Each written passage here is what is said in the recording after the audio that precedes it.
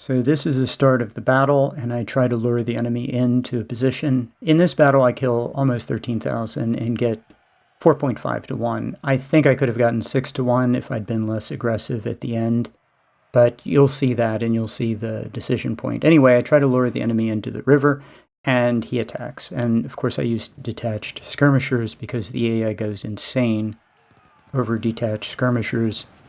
And yeah, this is perfect. My units just tear him up in the water, and this is just an easy way to get a whole bunch of free kills.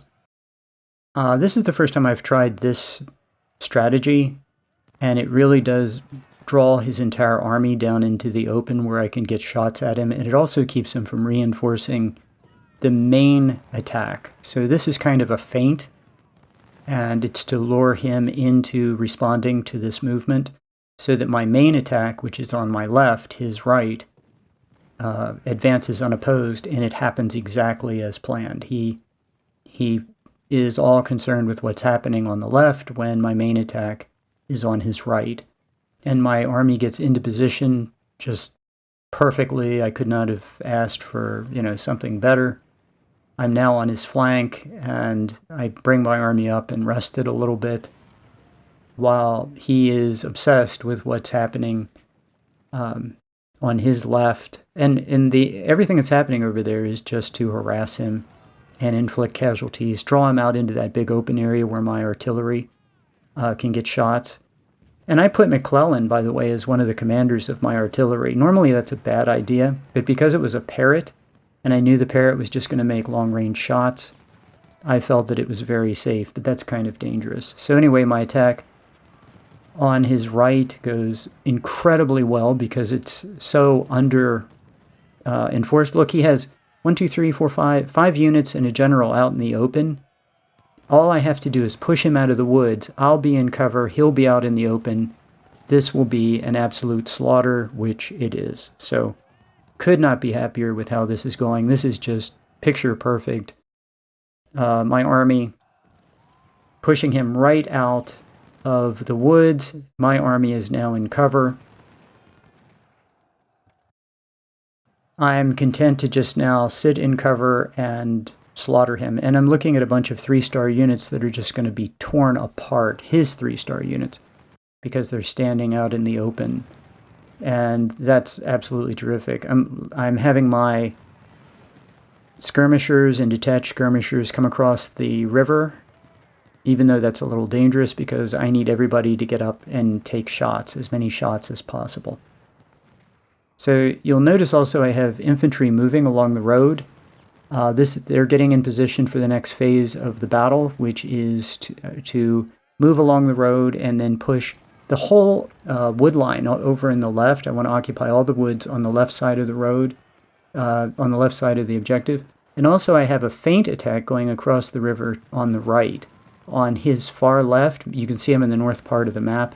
That's basically a feint attack. The main thing that's happening right now is I'm forming a semicircle around his infantry in the open and just inflicting casualties. And this is just a wonderful little kill zone I've created. And as long as he wants to stand there, I'm happy to just patiently tear him apart. It's just great.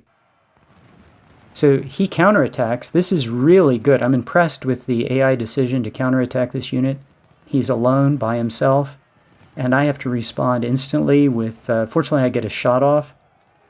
He has a 3-star unit and a 1-star unit against my 2-star. I should lose this, but with the parrot in the rear, and I have units coming up from the south and from the north to hit him in the flank as he does this. Both his units rout.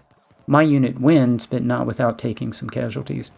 And so anyway, that's his one really good move, and I was very impressed by that. That reinforced my belief in the AI, so that he would do that. I was happy to see him counterattack in a suicidal charge also, which was very stupid, more to the south.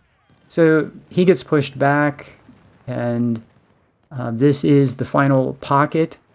I think that this is a mistake on my part. I think I take too many casualties here. It's not worth it. I don't think I get a payoff for this. This has got to be 1-to-1, 2-to-1 at best. It might have been worth it if I'd been able to wipe them out. But looking at the clock right now, 27 minutes, not a chance I'm going to be able to wipe these guys out. So get down to 8 minutes, and, you know, the payoff would be to be able to get them all. But he has a bunch of tiny units and a couple of pretty decent-sized units. Not going to get them in the last 6 minutes.